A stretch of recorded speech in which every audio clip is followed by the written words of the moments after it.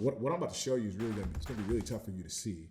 Dad was working in oil and gas in another country. She was by herself. And so I remember turning in my body. This is like happened yesterday. And what I felt when she saw him, I didn't ever want to go again.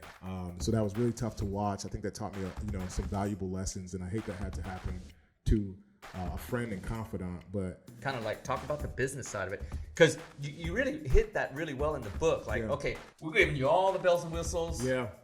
You sign on, and all of a sudden we're ignoring you because we're going for the next guy. Yeah, absolutely. Right? So, talk about all the business side of that college experience. Man. Yeah. I think around 7th grade is when I really started to figure out that I could probably continue to pursue basketball on a more serious level. Even though that's very young, right? And so, there's a lot of uncertainty involved.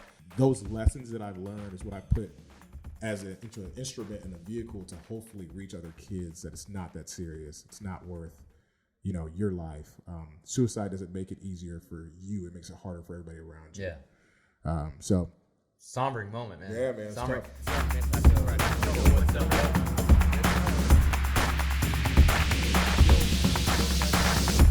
Bam. Yo, what is up, everybody? This is the End-to-End Podcast. I'm your host, Dr. Yun Win, and as you all know me as the Ninja or Prolific Ninja, everyone can call me Ninja too. This is the End-to-End Podcast, the Alpha to the Omega, the beginning to the end, talking about life, motivation, inspiration, success, entrepreneurship, and offering you morsels in this all-you-can-eat buffet called life. Back in the studio, and boy, do we have a very, very special program for you. But before we get into it, as always, as I like to start my days, I always start my podcast with some gratitude. So I want to thank everybody out there that has followed or listened or subscribed or shared, most importantly, shared this podcast along this journey. I am on my own journey to my definition of success, and hopefully this podcast helps you on your journey towards our mission, which is to inspire billions of lives across the planet. I want to thank everyone that has followed me and is listening and contributing. As you all know, this show has no sponsors, quote, at the moment. So everything I do here is on my dime, on my time. So as I like to say, if your knowledge swole, share the show. That's how we grow. But an exciting time here on this Easter weekend. Happy Easter, everybody. But, getting right into the show, we have a very, very special show today. It's been a while since we've had a guest on. But this particular guest, for a young man, I am so very impressed with what he represents, what he stands for, and where the trajectory of his life is going. A little bit of background. This gentleman in high school was a top 5 ranked player in the city of Houston, top 15 in the state, top 100, 150 in the country. Growing up, he played with the number 1 and number 2 players in the entire country. Ultimately played in college at a high level D1, and then became a pro basketball player playing for in Australia, in Europe, in Iceland, in Nigeria. Won championships, had highs and lows. But it's not just about basketball for this gentleman. He wrote this book called The Wake Up Call. And I'm holding it up for those on YouTube. But it's called The Wake Up Call. You can buy it on Amazon. Right now, he's transitioned out of basketball into a very successful early corporate professional career. But Amazon best-selling author, Anthony Odunsi, man. My man. Glad to have you on the show, bro. Thank you so much for making the time. Just to let y'all know, he lives in California, so he flew into Houston for other various reasons. So I'm so glad you're taking the time out of your trip to get into the studio today, man. Thank you. Thank you so much for having me. Your introduction was impressive.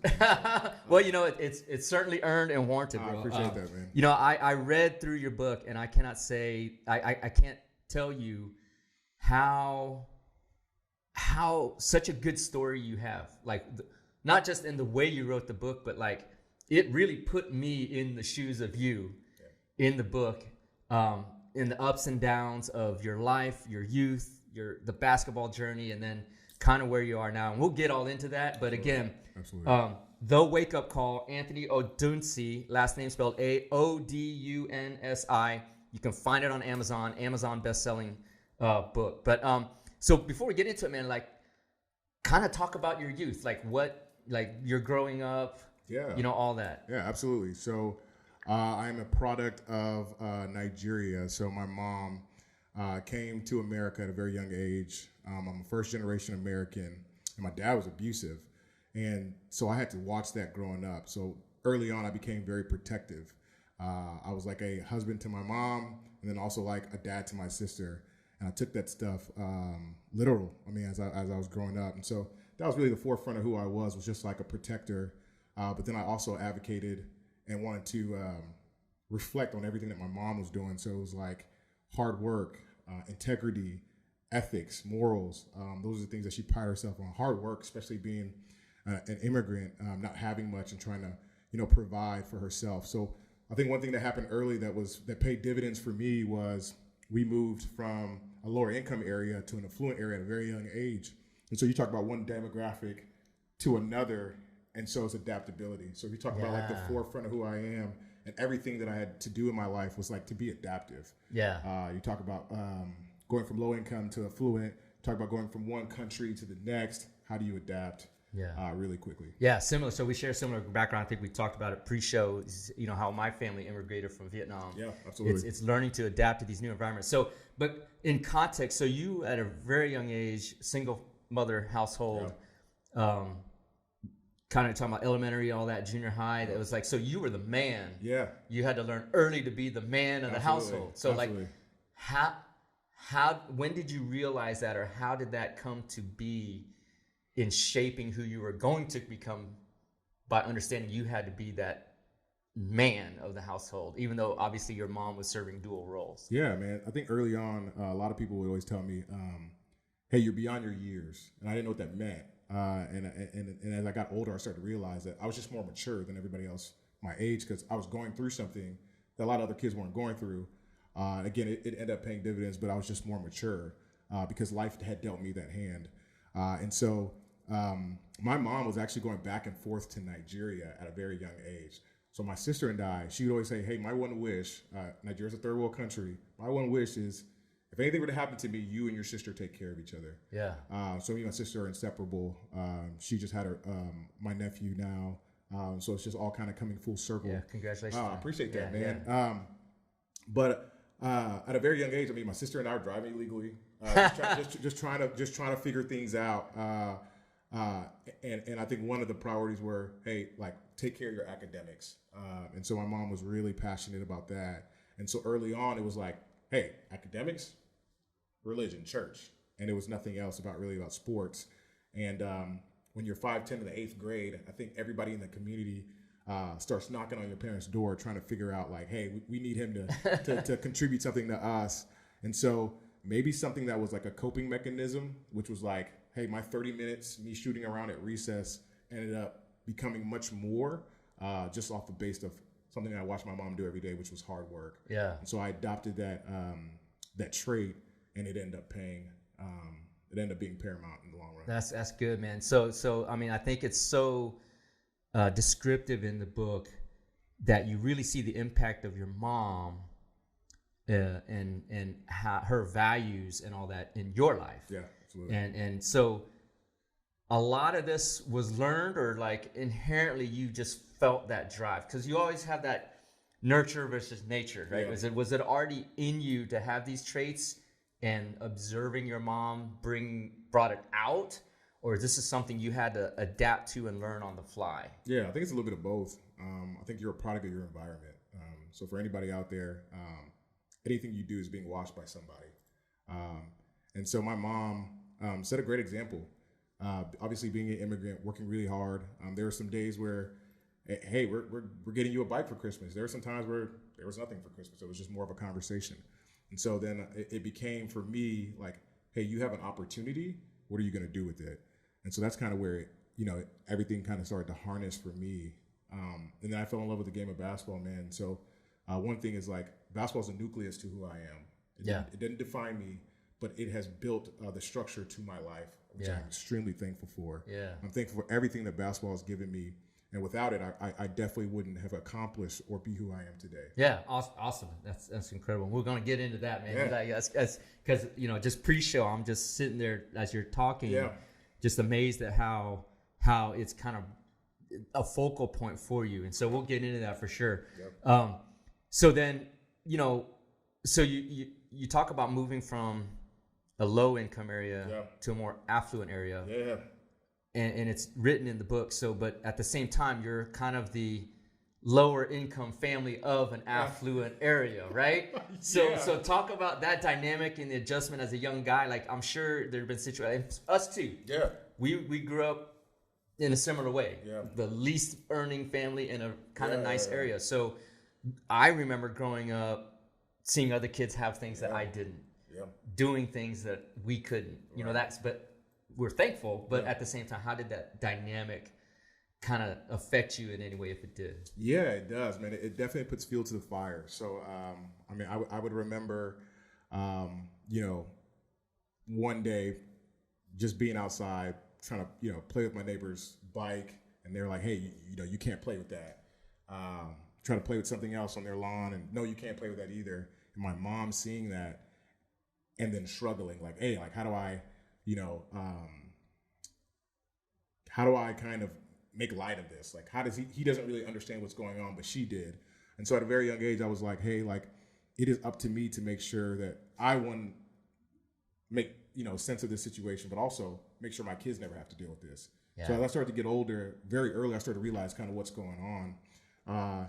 And so it definitely put fuel to the fire. And I started to realize at a young age, like, try to beat out like my competitors. So, man, that response is so money on, I think, a lot of what drives me. Yeah. Which is, it's not a sense of belonging, but it's a competitive spirit to say, look, I'm here. I have every right to get what you got, but I need to. It's kind of like a chip on your shoulder all of a sudden at a young age, Absolutely.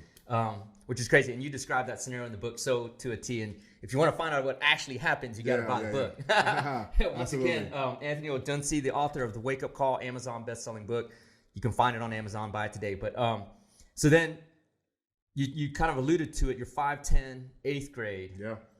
Is that when you start getting into basketball? Yeah. Or did you even know about the sport ahead of time? Like, sort of, how did that evolve? Yeah. So I ended up moving to the affluent neighborhood, which is actually Sugarland. So I am a product of Sugarland. Very thankful for that area. And so they were playing basketball like around my street. We used to just go down there and shoot. I wasn't very good. Then we used to play at recess. And then one summer we started playing competitively for the New Territory Tigers. And it was all Caucasian kids and me and my cousin. Right. And we didn't pass the ball to anybody but each other. And so long story short, what happened was my cousin ended up got pulled off the team, and it was just me. And I started building a rapport with those guys. But, with the AAU circuit, it was a lot of inner city kids. And so a lot of the guys on my team were like, hey, man, like, you got to figure this out. We're just here to kind of blend in. But they weren't really blending in if that made any sense. So it was cool, man. Those guys have all gone on to do very successful things. But at that time, my love for basketball started to develop. And I think that the same competitive spirit I saw my mom display when she was a single parent in an affluent neighborhood, and she was low-key competing against dual income citizens of the U.S. I was like, hey, if she can do that, this is much more minuscule. I should be able to do this. And so again, like, a lot of the traits that I have, I've adopted from my mom. She probably doesn't even know that. Yeah. But that's definitely what, put fuel in my tank. Yeah. What was her vocation?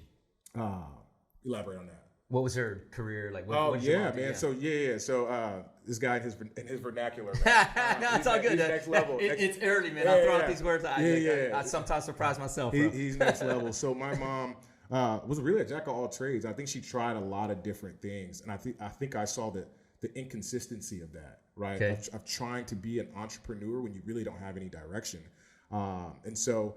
She did a bunch of different things. One thing that ended up taking off was she had an ambulance business. Okay. That dealt with like Medicare and Medicaid. Yeah. And then at that period of time, very complex industry. Very complex. Yeah. But one thing at that period of time, I was like, hey, it's doing well now, and then things happen with the economy, and it's not as prevalent anymore. So I saw that inconsistency, and so I always told myself, like, hey, I want to do something more consistent. Again, I learned from the mistakes that she made, but that's what this is all about. Yeah. Right. Be learning from her mistakes. I think that I don't really talk about failure much, but I would say I think a way that I would fail if she did all that she provided for us, and I didn't learn from any of the mistakes she made. And I think it's the same for my family. Everything that I'm doing, I would pray that one day my kids learn from it. And that's why I started with the book. So yeah. That's awesome, man. And it's the parallels of that immigrant, refugee, or immigrant story is huge, because in similar fashion, again, we're not, as first generation, we're not really absorbed into the culture yet. Yep. So we're looking at our parents and also not absorbed into the culture yet. And so how all they have is their own work ethic. Absolutely. To make it happen. Like, you got to just make it happen. There's no other option, right? So I think that instilled in me, as well as what I observe in you, is that work ethic just has to come out. Yeah. But so just for the audience that is not into basketball, AAU is the Amateur Athletic Union, and that what basically runs grassroots basketball. So everything before college, typically, player athletes, student athletes play AAU ball during the summer to get hopefully spotted or opportunities to play in college. And so what Anthony is describing is atypical, because usually AAU is the inner city kids, predominantly black teams. Yeah. You're the only black guy on an all-white squad these guys are kind of recreational, but you start to take it seriously. Yeah. So when did that kind of click, and you're like, I can actually do, I'm outperforming my peers, but now I can actually compete at a super high level? I think around 7th grade is when I really started to figure out that I could probably continue to pursue basketball on a more serious level. Even though that's very young, right? And so there's a lot of uncertainty involved.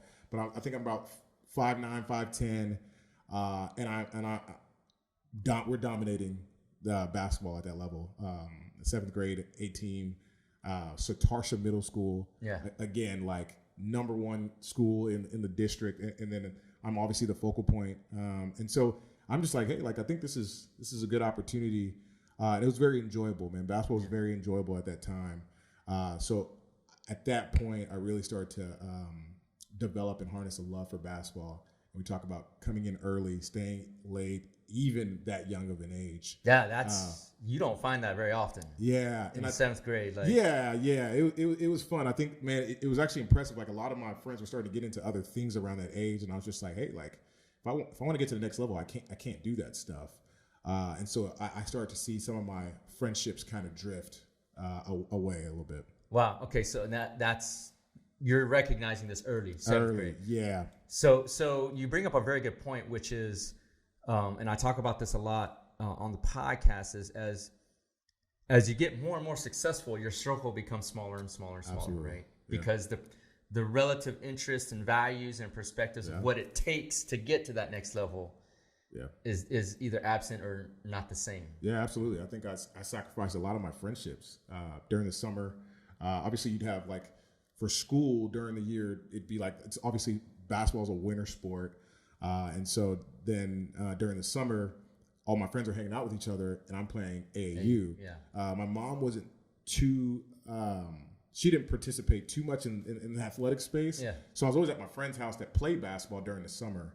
And so, I mean, a lot of those relationships, especially when school rolled back around the following year, they kind of diminished a little bit. Yeah.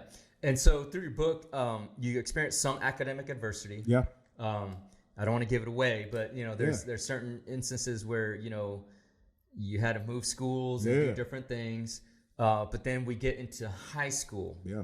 And now it seems, as I'm reading, that's when it kind of really, that curve goes vertical in your basketball and in your personal life. So let's, a couple of stories or examples about that, of that transition into high school. Yeah, well, let's take it back a little bit to the academic adversity. I think it's an important part to talk about. Okay.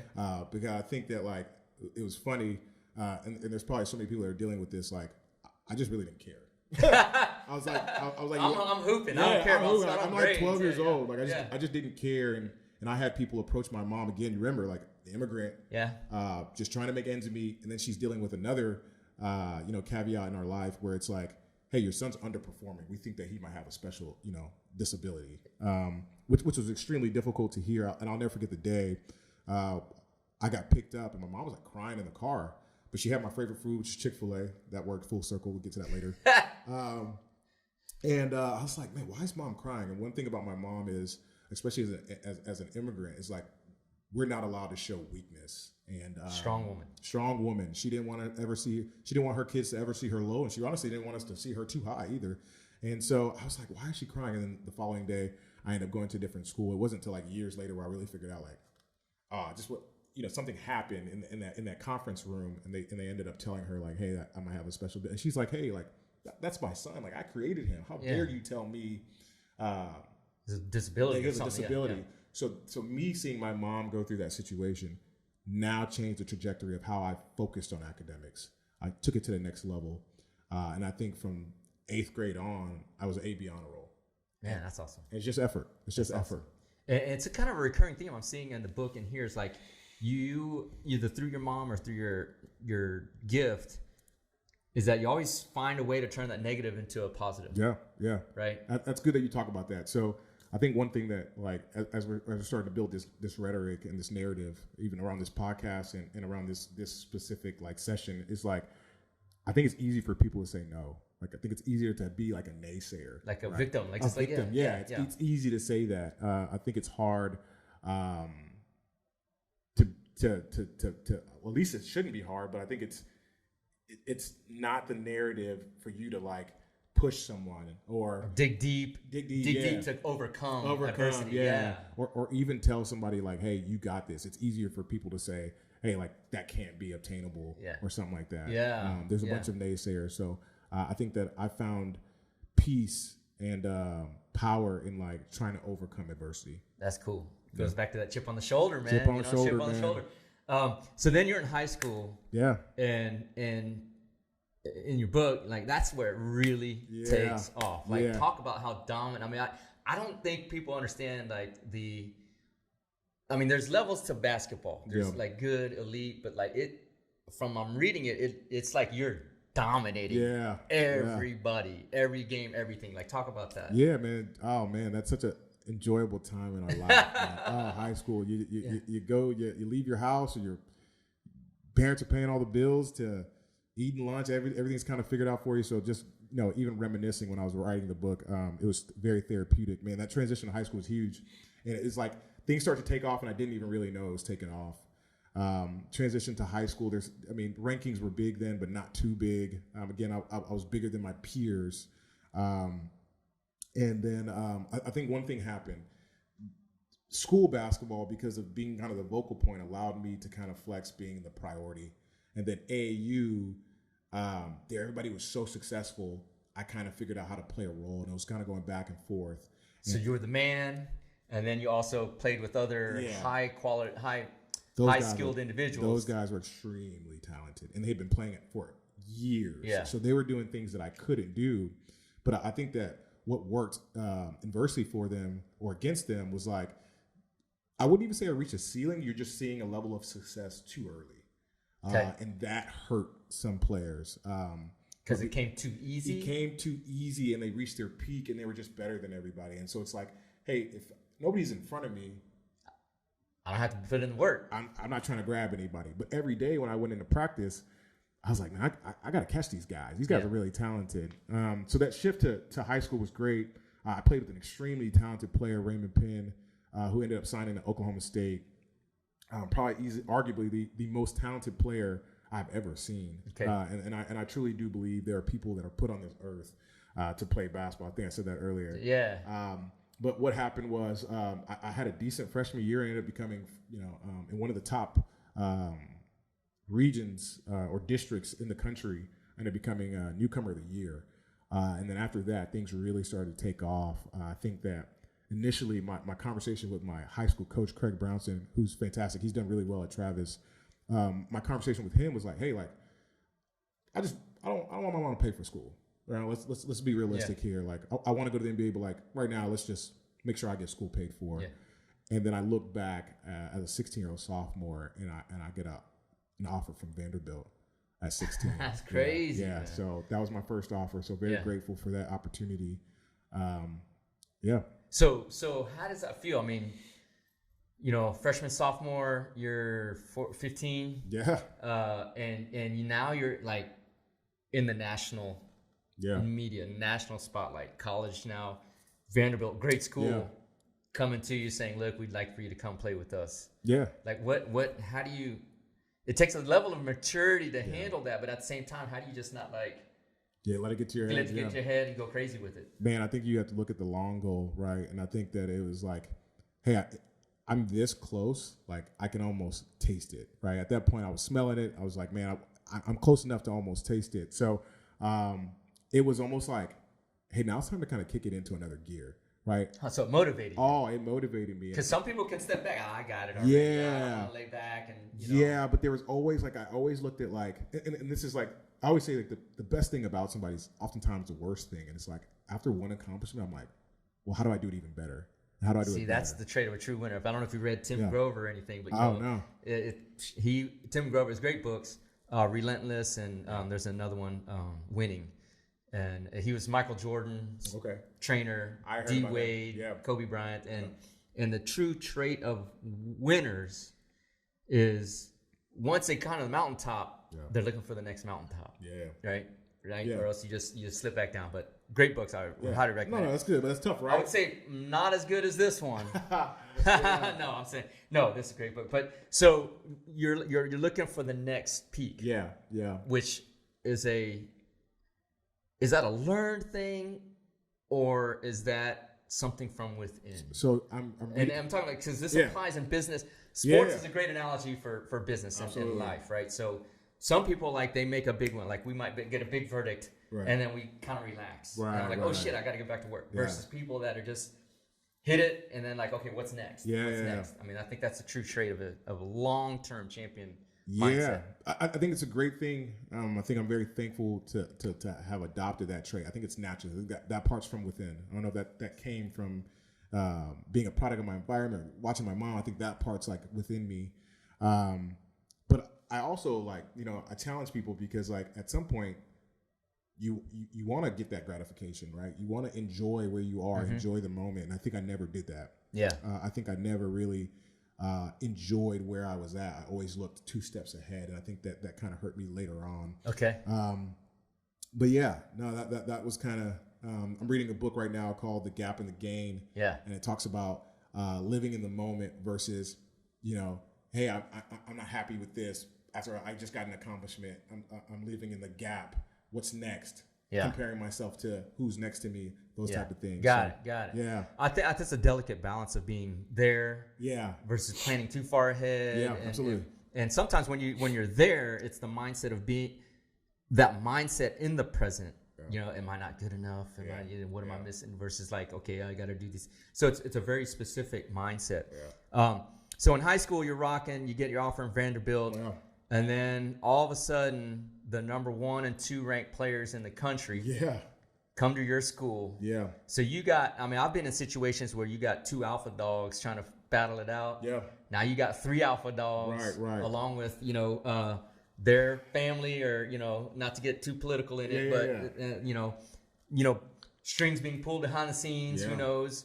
But a couple of dramatic events happen. Yeah. Which then we can talk about and that affected your trajectory in your life. So talk about that. So my junior year, I was already signed to Iowa State. So going into my senior year, I was like, I already signed to a Big 12 school. Yeah. The best thing I could do right now is become a winner. Yeah. Right.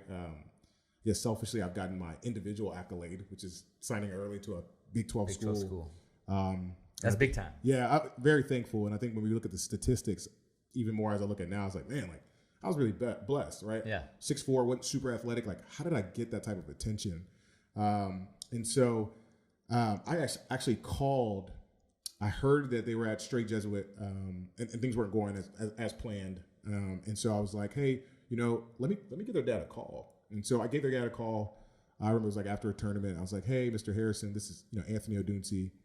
I think I heard that your kids are looking to make a transition. Bring them to Travis. Like we need to go win a championship. He's like, hey, I don't know who raised you. This is actually like I didn't expect to see this. This is very mature of you. Obviously, right? Like what do they say? More, I forgot what it was. Beyond your years. Yeah. So he said that. Which will hold that thought for a second. You're already at the top of your game. Yeah. You call up, you're arguably competing, you know, because you're competing for different offers and all this stuff.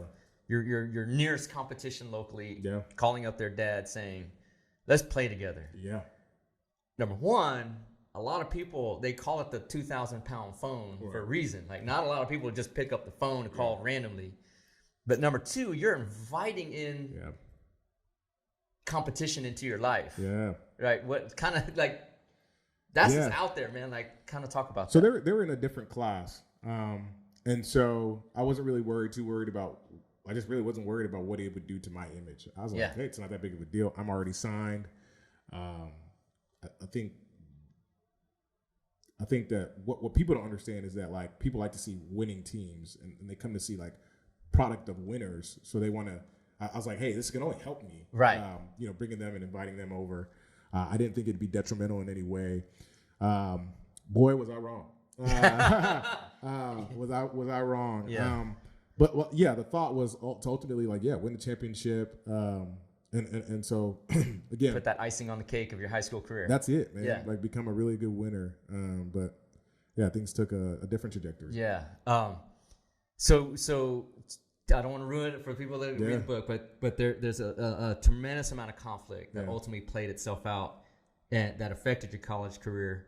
But also outside of basketball, there was an incident around partying, you know, just not doing the right thing. Not like it felt to me in the book, it was a moment that you slipped in your discipline and in your, you know, your focus on the goal, which then also changed a lot of things. And we'll talk about that. Yeah. So I think if I know what you're talking about specifically, I think there was a situation. Somebody ended up on the lawn. Yeah.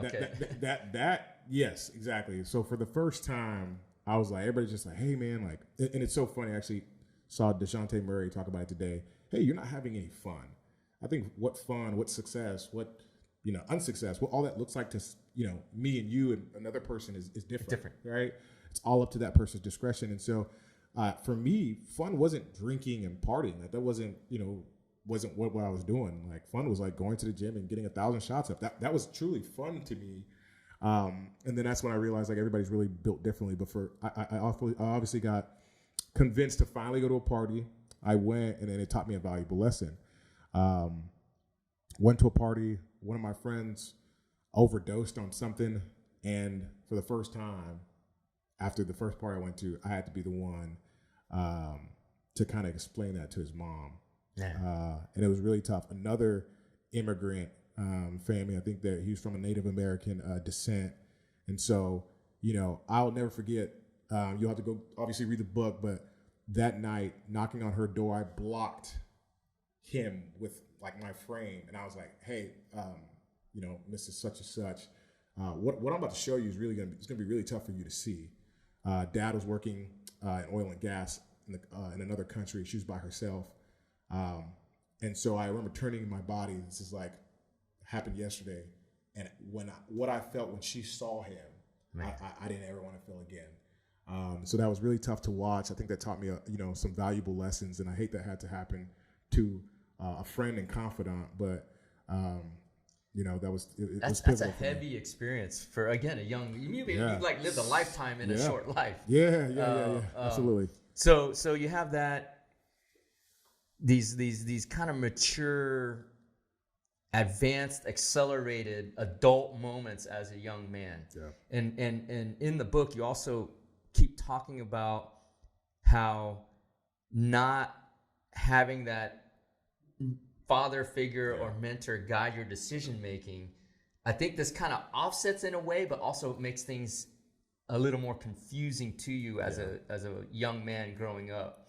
And so kind of plays a role in, you know, how your acceptance to Iowa, you know, the offer from Iowa, right? So let's talk about, like, and it plays over and over again, you know, as you get into college and your different career paths in college. How did that offer come from Iowa State, and and talk about kind of the spontaneous thought processes that led you to just take the deal before, kind of that. Yeah. So I also read another book that's kind of, who I am now, right? I'm old and washed up. I read books called Kingdom Man, and it's definitely never to take anything from what a woman does, because women are so gracious with, being in our lives and blessing us with life. Yeah. They're the only ones that can do that. But it talks about Kingdom Man. It talks about a man's just position in life for a kid. And so without having that father figure, I really struggled with like navigation with a lot of things. And I was trying to do things on my own. And I always say like, hey, I was making decisions based on emotion. Man, I got recruited by, just about anybody I could really think of, like lower high level schools. So lower big conference schools, TCU at the time, Iowa State, obviously Vanderbilt, like SEC, bottom of the SEC, Penn State, all those schools. So very fortunate to have been recruited by them. But I couldn't really figure out, hey, like, what's my end goal? Right? What am I trying to get accomplished? Am I trying to be the best point guard? Am I trying to make it to the NBA? I was just feeling off of emotion. And so what happened during my recruiting process was like, hey, I have a great academic school like Vanderbilt, but maybe they didn't put on the best presentation when I came on my visit. Okay. And what Iowa State did was paramount, right? Like football field in the Big 12, my face is on the Jumbotron. Hey, we have a recruit, Anthony Odunsi, here on campus. And I think that what that did to me was like, well, this is where I'm supposed to be. They care the most. But like, it's just recruiting visits. 48 hours. They're going to give you the best they got. They're going to give you the best they got. And honestly, the reality of it is he's doing that to 10 other players. Yeah, yeah, because you got 12, rosters or 11 other players. And so I just didn't really understand that at that stage. And I didn't have anybody to navigate that for me. I'll never forget my Iowa State coach flew into my house. So flew in a private jet, came out to Sugar Land. And I was like, hey, Mom, like my Iowa State's coach coming. She's like, oh, what are we supposed to do? And I was like, just get ready. Like, he wants to talk. I'm already signed. Mind you, I just called my mom one day. I was like, signed to Iowa State. She was like, okay. She didn't know, right? Like, getting a Big 12 offer is kind of like an anomaly. And so, like, she's like, hey, coach, like, what do I have to do? He's like, ma'am, your son just signed to a Big 12 school. Like, it's taken care of. Yeah. Like, really? I don't have to pay? He's like, no. He's like, man, like, is your mom not involved? And she just really wasn't, right? Like, she was the best mother she could be, but she kind of stayed out of the athletic space. Yeah. She didn't want to get involved. And that's where So it's just you making your own decisions as related to your sports career path. Absolutely. Yeah, you didn't. You have mentors or people have been through it trying to guide you, or I think that's the tough part. I think I had a bunch of people that hadn't gone through it trying to guide me, right? And so that was tough. And like, they weren't my father, so the relationship wasn't that close. But there were some people that tried to help me. There were some people that definitely tried to do the right things, but I was swayed so many different ways. Because it's a lot. It's a lot of, I can only imagine, but it's a lot of information to pull in, making such a life-critical decision. Oh, absolutely. Right? Because, it can your trajectory can jump in so many different ways based on what you decide. Yeah. So I find it remarkable that your mom never went to a game. Yeah, she definitely did it. She told me, she's like, hey, that thing gives me anxiety. Like, she went. I remember one time she had Travis, she went, and like second half I couldn't find her. And she was just like, hey, you were falling around, jumping on the ground. Like, I can't do it. Like, you're my baby. Obviously, I'm a mama's boy. So I was like, hey, man, just stay at home. But like, a part of me, needed her there. Yeah. And we talk about going back to being an immigrant. Like, I don't think I ever told her that. Right. Like, as an immigrant, you're not allowed to show your emotions. You're not allowed to tell, your parents like about your feelings. Yeah. And so, yeah, absolutely. And so I never told her, and I just kind of bottled that stuff in. But again, like adding fuel to the fire, and it just made me that much stronger. Kind of burn. Burn. But back to the college thing, I always want to say one thing about that, man. Like, I was making a 4-year decision, not a 40-year decision. And then I had an opportunity of a lifetime to really extract a lot more out of a college opportunity than I did. And I didn't really see that at the time. And there's a verse by a sermon that says, so oftentimes our parenting is informed in a way that we weren't. And so like, hey, my mom did a fantastic job, but things that she may have left out is what I want to give to my kids, right? Yeah. And so really explaining the fact that like, hey, like it's not just a 4-year experience. There's so much that goes into it. Alumni base, right? Mm-hmm. Like community. So really when you're taking and picking a school, how important it is of a decision, and you shouldn't let a 48-hour great experience. Well, so you're probably I tune it to because business. Yeah. You got to take a lot of emotion out of it. I like to say you got to take all the emotion out of it. Absolutely. And so you're probably making decisions on a high. Yeah. Great experience. Okay, I'm in. Yeah. Versus really kind of absorbing what and making all these complex thought processes on trying to find out the best place for you, right? Yeah. But is part of that also at that time not knowing who you were really? Yeah. I think to match. Yeah. Right? You're talking about like identity? Identity, your own identity. My own identity, yeah. Was there any of that? Yeah, man. It's just, play? man, I'll never forget. I committed to Iowa State on my visit. The worst thing you can do. The worst thing you can do. Yeah. That's like telling somebody to be your girlfriend after the first date. It's great, It's right? good. Yeah. You hope, yeah, right? But, I went there, fantastic time. Everything, room service, they'll take care of everything. Yeah. Anything you want, they'll take care of. It's 48 hours. Yeah. And then they'll ask you at the end, hey, like, do you want to come to school here? The best thing I could have done was say, hey, let me get a couple of days. Let me let these emotions run out. Yeah. You had reporters there sticking in my face. You had, Yeah. Girls there. I mean, it was what it everything. was. Yeah, it was there. And I'm a 17-year-old kid going through that without somebody. By yourself. Yeah, without somebody to be like, hey, man, like, let's take a step back. Take a step back a little bit. Yeah. I'm signing. Yeah. I was seeing things, man. I was seeing things, that probably a lot of people didn't see at that age. Yeah. Just because of what the collegiate life brought. Is there a sense of also, man, if I don't say yes now, they're gonna go to the next guy? I was pretty confident that it was gonna stick. It's gonna stick. Yeah, Okay, it was good. gonna stick. I can imagine like a fear of missing out. Like, Yeah. oh, I gotta say yes, or else they're gonna move on. There is that Some element. schools like, right? There is that element. But I mean, when you take an official visit, they want you, right? They're blowing up your phone. They're sending all type of emails So it's pressure. It's pressure. It's pressure, man. And it's like, hey, when one school recruits you out of a conference, you start to see that the narrative, like, oh, other schools from that conference are starting to recruit me as well. Because they don't want you as a competitor. Exactly. So you'll have other people that are in that level start to recruit you as well. Again, like I had CCU. I think I had one other Big 12 school. Maybe it was like Oklahoma or something.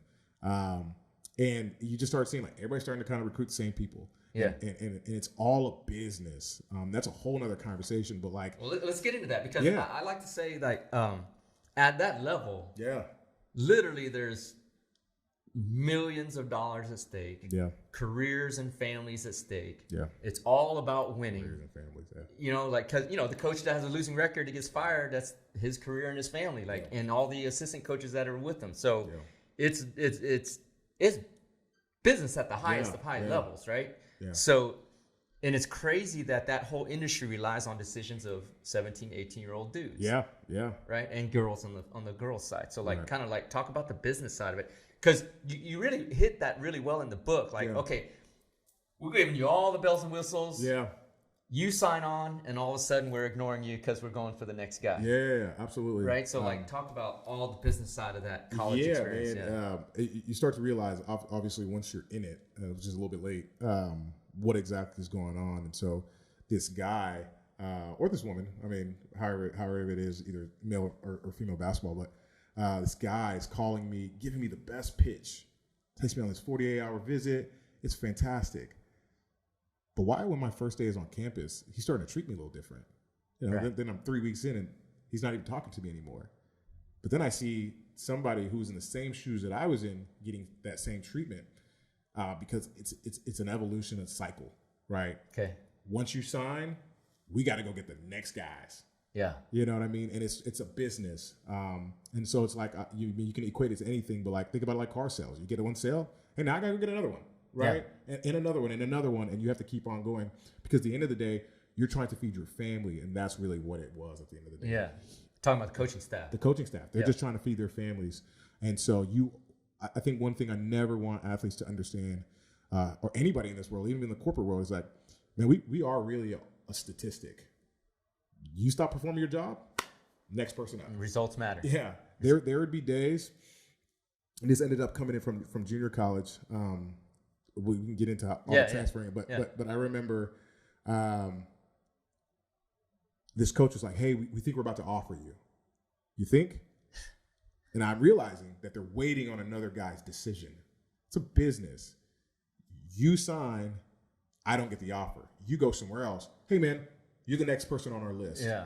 And I didn't start to see it till I was in college. When I was at University of Utah, I'd walk into the coach's office, and there are players with numbers.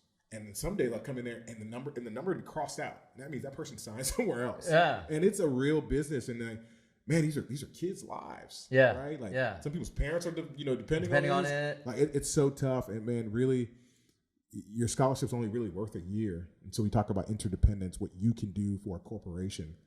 That's all it is. That's all it is. It's a machine. It is. You're just the cog. You're just a cog in the machine. Statistic. It's really tough. Which is crazy. So you're understanding this early, in the mix of it. So you're at Iowa State. Things didn't work out. Yeah. You get into a situation where I didn't know this, but if you quit or get cut, you may not play another year in the same conference or something like that. Yeah. So there are so many different restrictions, which I think has changed now. So I signed to Iowa State before even leaving high school. Never went. Right.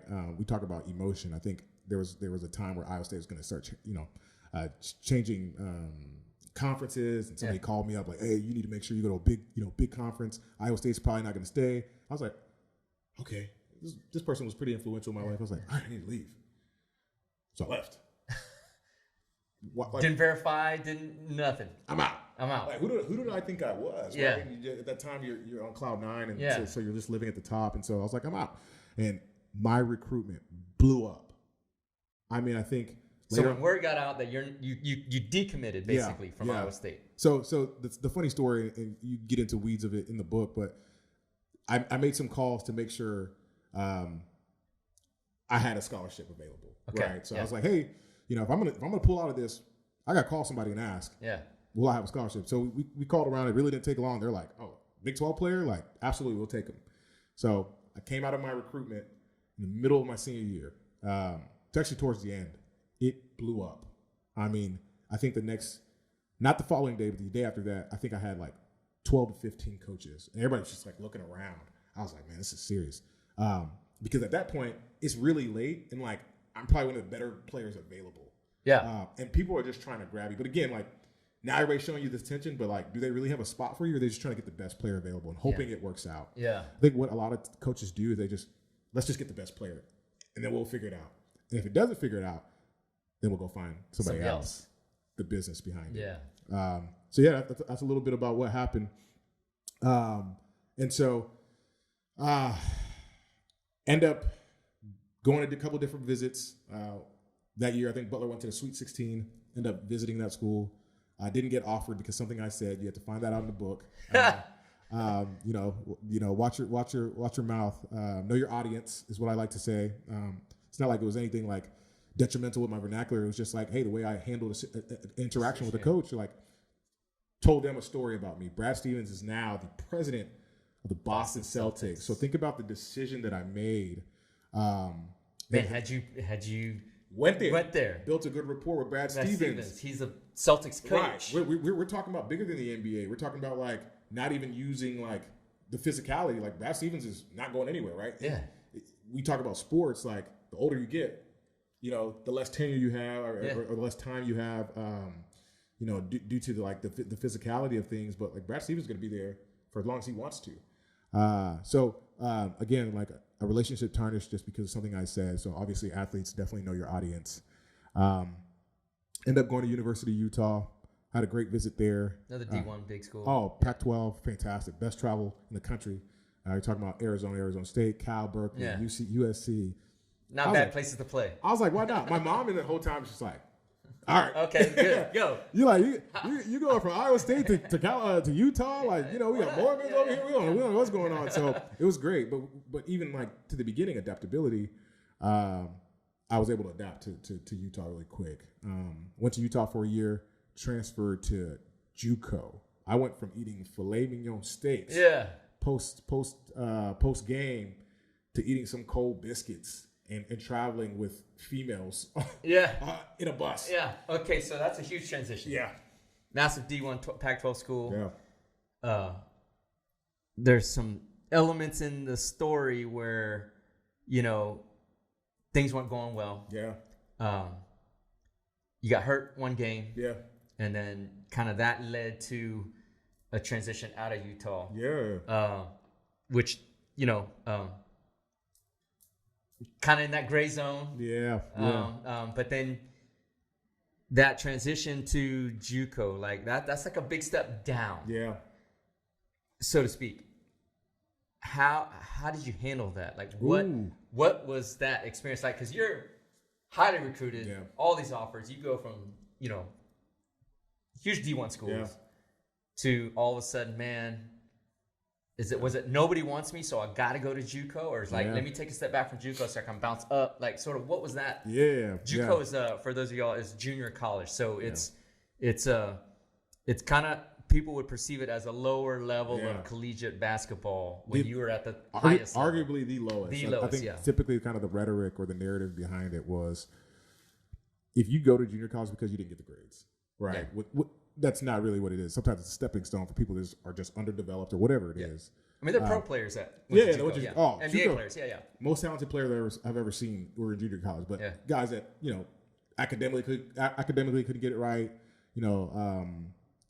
maybe couldn't orchestrate themselves right, couldn't be professional. Wasn't mature enough. Yeah, great. So I remember, I remember my first game at University of Utah. I had like 15 points as a freshman. That's a big deal. And then I just didn't play defense right, and the coach had benched me. I was like, man, I'm out of here. Like, I'm trying to go to the NBA. How dare you bench me? Yeah. How dare you bench me? You know who I am? Everybody talked about me in high school. Yeah, dude, you got to get a reality check. And I got one. And so I got benched, tried to transfer. The word got out. And the word got out. One of my coaches told me, like, indirectly, it's like, the word is that you want to leave, we'll have you playing at a D2 somewhere. And I was like, oh, my goodness. And so for like 8 games straight, I got benched. And that's when the first adversity I've ever experienced in my life, real adversity, came in. Had a thought of suicide. Again, that's a time you have to go into the book and figure out what happened. But like, hey man, like, I have no identity. Is there any use for me? Right? Like, well, you've identified yourself as a basketball player. That's it. So if that's not going well, then I'm a failure. I'm a failure. I have nothing left. And so I definitely tried to commit suicide. I think to this day, my mom doesn't know about it. I don't even know if my sister does. So again, parents, trainers, check on your people, check on your kids. It's important. So thankful that I didn't do it. But those lessons that I've learned is what I put as an instrument and a vehicle to hopefully reach other kids, that it's not that serious. It's not worth, your life. Suicide doesn't make it easier for you. It makes it harder for everybody around you. Yeah. So sombering moment, man. Yeah, man. It's tough. So, word gets out, you want to transfer. Yeah. It's so remarkable how coaches can really make or break a person. Yeah.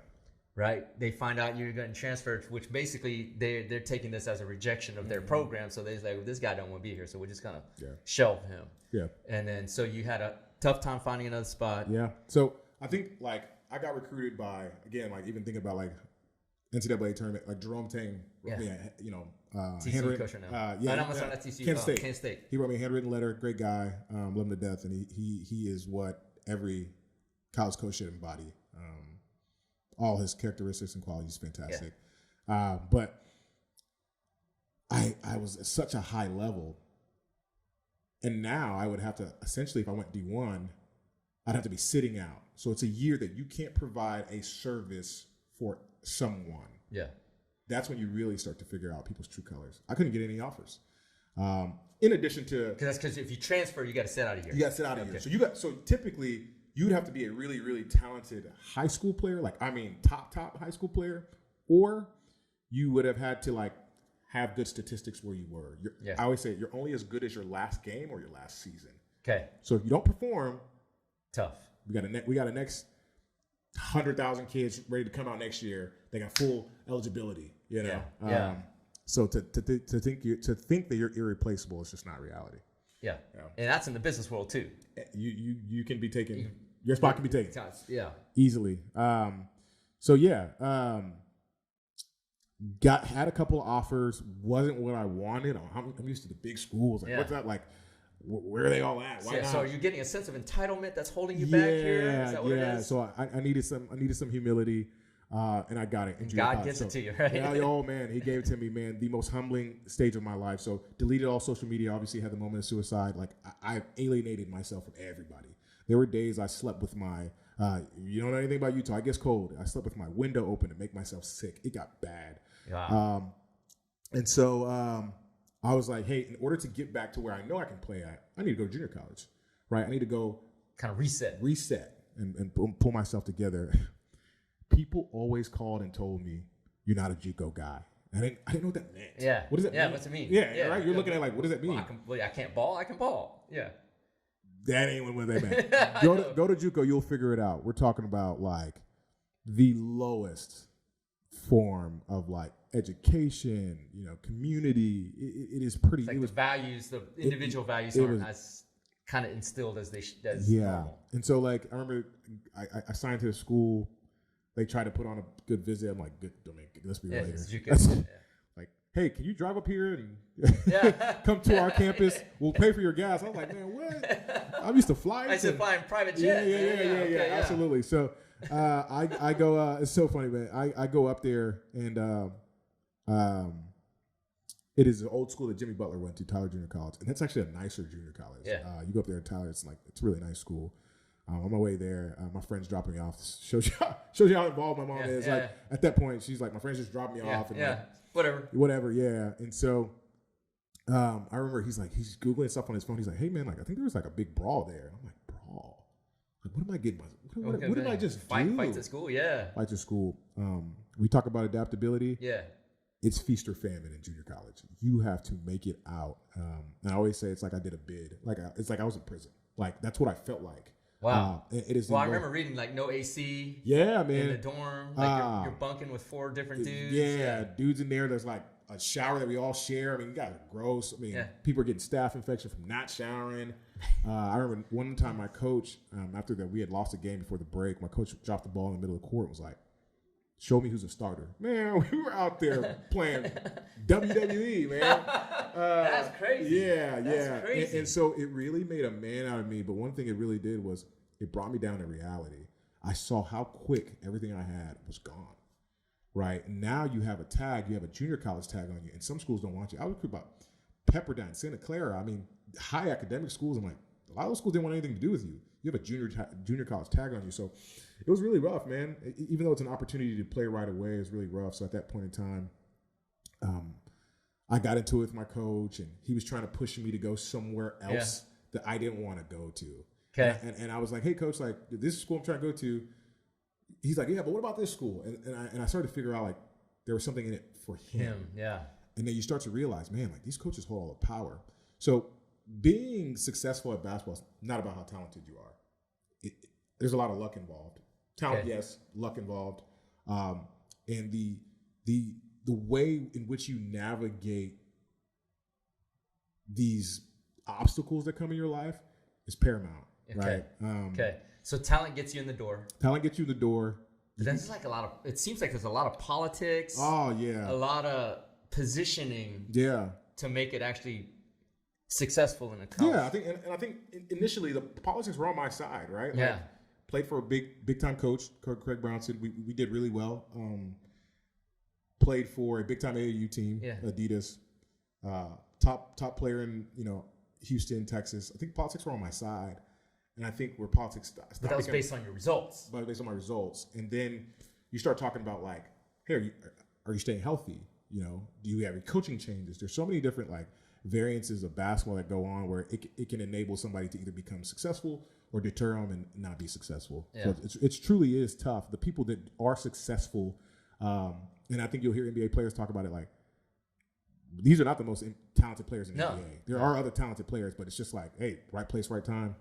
Or navigated it well. Okay, so we're getting through your college. Yeah. So you go from D1, JUCO, bounce to... went to, where did that school called? I got so many schools. Albany, University of Albany. Yeah, coach came to see me 3 times in a year. I was like, look, at this point, I need to go with who wants me, not where I go. I always say, go where you're loved, not where you love. Right? Huge. Yeah. Go where you're loved, not where you love. You know? Yeah. So you go to Albany. Success? Ooh, no. So coach recruits me. I mean, I just don't get it, right? Like, I'm almost starting to ask the question, like, is it me? And I'm like, man, why do these guys keep coming to my school? Recruiting me. And then when I get there, they start acting funny. Like, this coach blew my phone up. I got there. He stopped talking to me. What am I not? What? Yeah, why? Maybe he's busy, like, calling the next group of guys, right? And, man, I didn't play well. No, actually, I didn't play at all. And so I was like, well, I'm in my junior year. I can't transfer again. Because you're going to sit out another year. You can't transfer twice at the Division I level at that time. Okay. Right? Because you either got to go D2, got to drop down a level, or you just can't do it. Yeah. So I was like, hey, like, how do I go get myself in a better situation? Yeah. Did some research, and I pulled some moves that enabled me to play again at a school at home. Okay. Definitely some mischievous, strategic stuff there. You have to go catch the book to do that. But I think that, like, a good friend of mine told me today he wants to bet on himself. I think I betted on myself. Yeah. Right. Like, you got to bet on yourself. And so I was like, hey, I'm good enough. So start controlling what you can control. My destiny. Yes. And so I betted on myself. I pulled that stunt, and I got cleared by the NCAA. Yeah. To play. Okay. So the injury happened in Albany. I'm sorry, I was mistaken. Yeah, I thought it happened the injury happened at Albany. Got it. And then that got into the gray zone. Yeah, that got into the gray zone, and I was able to get cleared and play. To get an extra year of eligibility. And that year back, because I didn't play, you couldn't play more than 10%. And I calculated all this stuff. Yeah. I was like, if I'm going to get injured, it needs to be now. Yeah. So. Yeah. Something remarkable in the book, though, is how your teammates kind of helped you through this little area where you're kind of in the gray zone, like sort of, like how, it kind of speaks to the quality of person you are. Like like you can't be successful just on your own. Yeah. At least the people in your same level got to be with you or understand your situation to help you out. Right. So I think it's great that you say that. I still talk to those guys today. They all purchased the book. They all read it. Kind of hit me back. Like, man, this is crazy, man. I can't believe you did this. So I remember going through that time at Albany. We weren't playing. He brought in like 5 people. None of us were playing. We all lived together. I think it was 4 people actually. And none of us were playing. We all lived together. And we all didn't get it. Because honestly, when I look back on it, we were probably more talented, but it's not about who's more talented. You got to remember, you have to fit a mold. And the mold is system. It's a system. It's what the coach wants at the end of the day. And so I didn't, at first I kept this information between like myself, did my research, and I was like, hey, I need to get injured now. So I was like, how do we get injured? Am I going to tear my ACL? Like, this is nuts. All for basketball. Yeah. But again, just like my friend said, bet on yourself. So figured out a way. Got to go to the book and read what exactly I did. But it ended up paying dividends because like I took that time off, took it to the NCAA. I got cleared to play, and then I transferred back home. At the time, it wasn't like what the transfer portal is now. You couldn't transfer again after transferring from one Division I to another. Yeah, so I had played at 2 Division I schools already. I couldn't go to another. So I was like, the only way was to go back home and have a family situation. Yeah. And so I kind of, played into that. And so went to Houston Baptist, where I had the most success I've ever had. Well, I was going to say, in reading the book, your experience at HBU, Houston Baptist, close to home, Sugar Land, which is a southwest suburb of Houston. Yeah. it seemed like you thrived. Yeah. I mean, it just felt in the book like that was the best collegiate moments. Yeah, yeah, and it was good, man. It's good for you to like see the fruits of your labor. I mean, we didn't get to this, man. Like how much work I put into. Well, I was just gonna touch on that, man. Get into that. Like what? Yeah. How much work? Like talk about a regimen. Like what was your regimen? Yeah, so I even remember it really started like my senior year after, like I said, like man, I was so close I could taste it. I was like, now you need to go harder. You know, yeah, you weren't at McDonald's All American, you weren't any of that, but like you got offers like Vanderbilt and Penn State, like big schools. Like now go make sure you succeed on that next level. I woke up every morning my senior year outside of the season at 5 a.m. and I'd pack clothes, I'd go and I'd shoot over and over and over again. Shoot.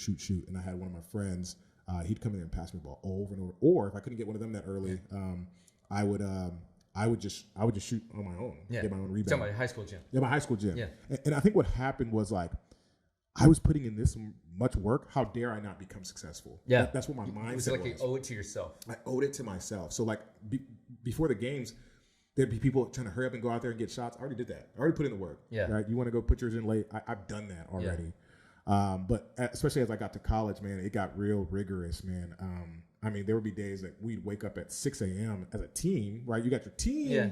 And if you do what the team does, you're only going to be as good as the team. But individually, you need to make sure that you're successful as well. So during the school year, we'd wake up at like 5:30, go lift weights. I mean, there were days where I wouldn't come back home till like 10:30 at night. Yeah. After weights, then shoot around. Study hall. Film. You still got class. Yeah, still got class. Right, you still got class, and I'm majoring in business. Like I'm still trying to make sure, like, hey, if the ball ever stops bouncing, that's what somebody told me before I went to college. If the ball ever stops bouncing, what are you going to do? And so I made sure I got a degree in business. And so, yes, you had the training table at the Pac-12 was, time after the practice where you can eat. Lower level schools don't have that.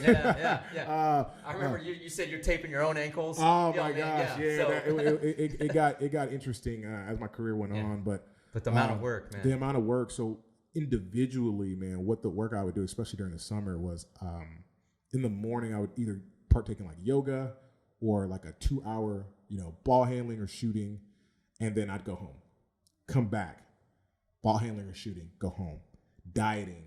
I would work out 3 times a day, hours of repetition. And so, again, like what that did was it gave me the confidence to do what I was doing in practice in the game. But again, like how dare I owed it to myself to go out in those games and be successful. Huge. Well, that's a huge message because it's a couple. I got to unpack that a little bit because I think that is what is key to success in your life and fulfillment. More importantly, is that you put in the work in the grind. Yeah, and that takes a certain level of either massive vision for what you want out of life, or just an incredible level of discipline. But it's that process, though. You love the process. Like, what motivated you to go 5:30 a.m.? Just kind of that disciplined regimen every single day. Yeah, I think it's like what success means to every person, right? It's different. And I think that I just had like an uncanny approach to like really like being perceived as successful, right? That chip on the shoulder, bro. That chip on the shoulder, man. Got to prove it to him. Yeah, man. So I always say you can't put in what God left out. Right. There are going to be people in this world that come from privilege. There are going to be people that are able to navigate things because of who they are. There are also people that are just talented. Yeah. Right? Like you. Nah. Dr. Lord, I don't know. Dude's just talented. That's work. Yeah, right. Yeah. But like LeBron, 6'8", 280. You just get to walk in and I'm a hoop guy. And so what's perfect about LeBron is LeBron has a son that's nowhere near caliber of the player he is.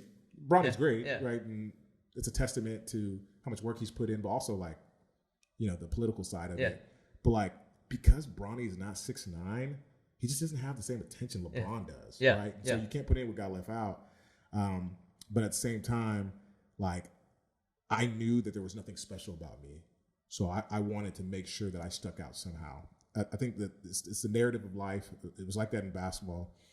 Man, there's so many people all doing the same thing. What are you going to do that's different, right? Like, what are you going to do to separate yourself? We used to go to these camps in high school to get exposed. I was like, man, everybody here is here for the same reason. Take that scholarship. Yeah. What are you going to do? There was a year I cut my hair bald in AAU, and I was like, I'm going to get it. Yeah. Like, I'm going to come home with a scholarship. And again, like, it's a testament to how much work I was putting in. How dare I work 3 times a day, cold tub, stretching, going to yoga.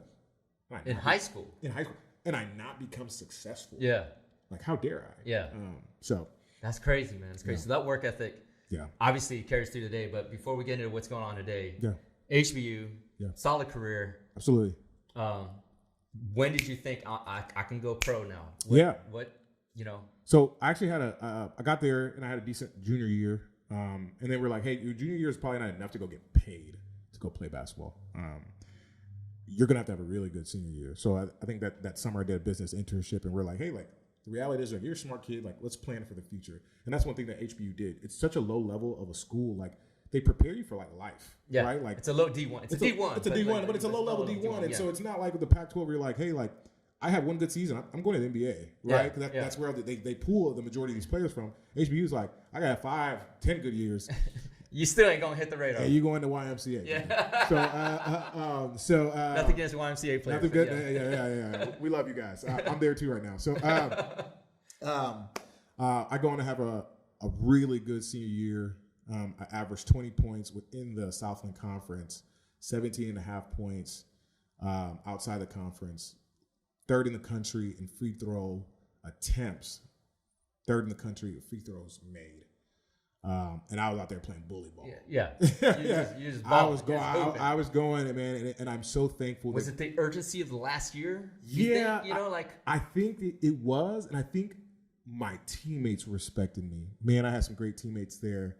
Shout out to you guys if you guys are watching this. I'm so thankful for you guys.